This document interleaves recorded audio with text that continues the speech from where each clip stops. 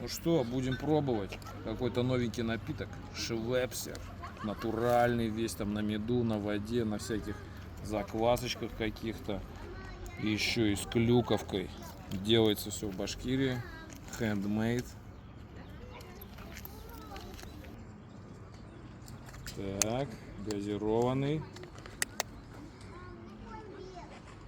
Пахнет похоже на медовуху.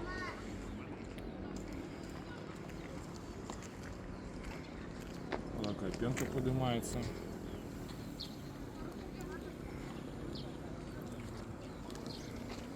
Сказали, алкоголя 0. Верим на слово. Смотри вперед. Прохладненький. С клюковкой. Очень приятно. Так и норовит врезаться. Мирон, что не смотришь? В принципе, рекомендую. Интересная штучка такая. В жару, думаю, освежает.